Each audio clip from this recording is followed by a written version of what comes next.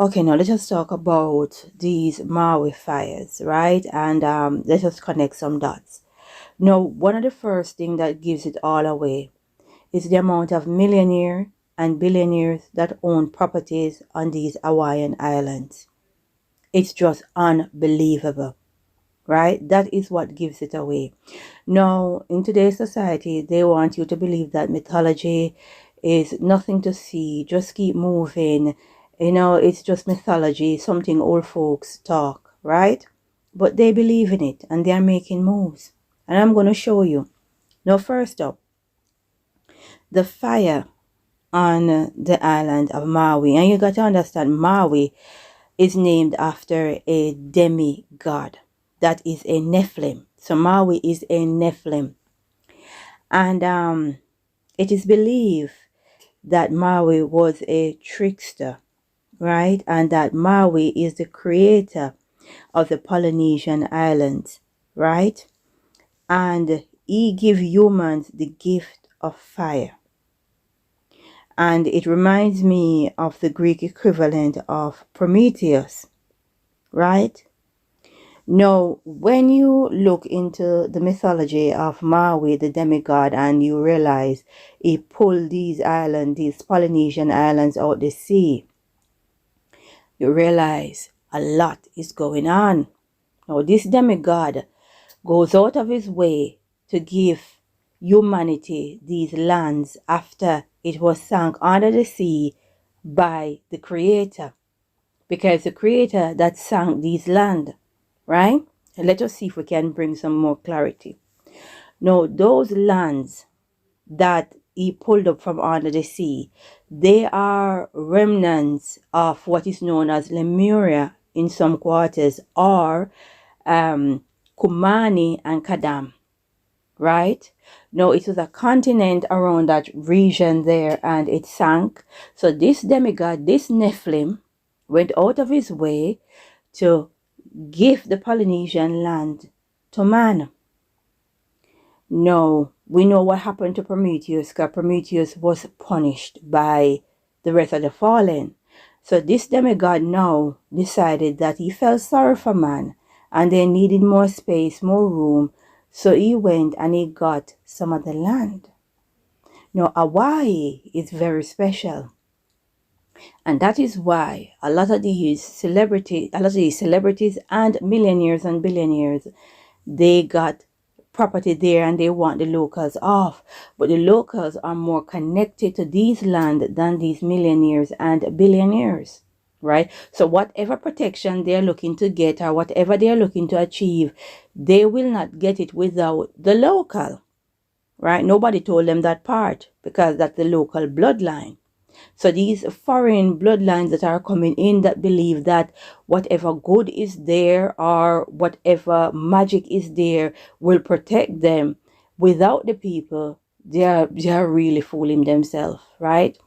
Whatever magic is there in these Polynesian islands, it can either be used for good or it can be used for bad, right? It's just how it's going to swing and who holds the power for these ley lines. Because that is what it boils down to. Who control the ley lines, whether the good people or the bad people control it, they can use it for good or bad, right? So this trickster give humanity the land, right? Now, those land, even Helena Balaski, oh God, I butchered the name. In her book, The Secret Doctrine, 1888, she proposed the idea that there were once 7 ancient race of humanity and that Lemuria had been the home of them, right? And this is some 15-foot four-armed hermaphrodite race that flourished there. Now, when you look on what we can see in mythology with regards to these islands, you realize a lot was going on in Lemuria, or should we say Kumari and Kadam. right? There was a lot. The fallen angels, it was a kingdom for the fallen angels. It was their kingdom.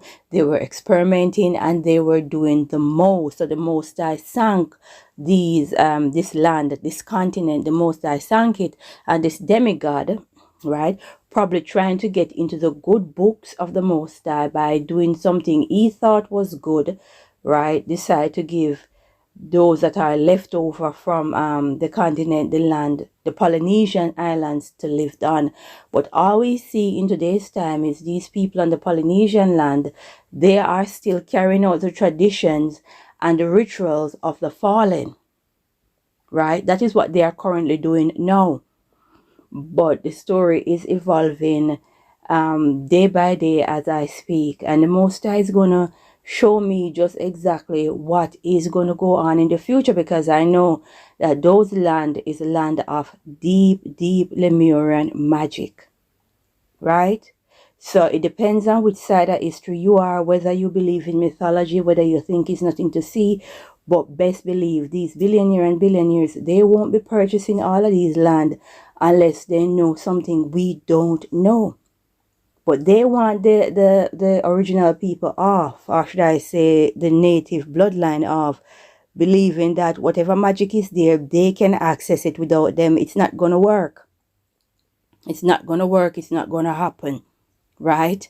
So while the 15-minute city is floating around and military base and whatever, understand that these islands are broken pieces of Lemuria, right? And they were doing a whole lot. It was a kingdom for the fallen angels.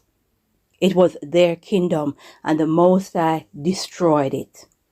So these Polynesian islands now, they are the broken fragments which were pulled up by the sea, pulled out of the sea by the demigod Maui. There is so much to this story, right? There is so much. I will definitely have to ask the Most High for a sneak behind the curtain as it relates to that area down there, right? But understand that something is coming. And the gateway is in Maui, definitely, right? So keep your eyes open, seek the face of the Most High, right? And understand, if it was possible, even the elect would have been deceived. We're living in a time that we will never live again. People, pay attention and understand it is the end times, right? And don't be fooled and believe everything is mythology, right? Pay attention and connect the dots. We need to pray and seek the Most High. As I say, glory be to the Most High.